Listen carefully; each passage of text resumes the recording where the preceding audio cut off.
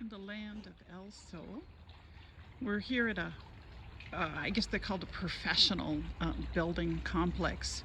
And they have this pretty little fountain here. And well done.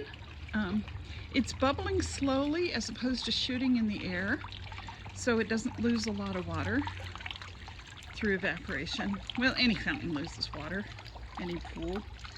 But what's kind of pretty about it is the sound of water moving helps sort of abate some of the background noise. The other thing is it's moving, so you don't have to worry about mosquitoes.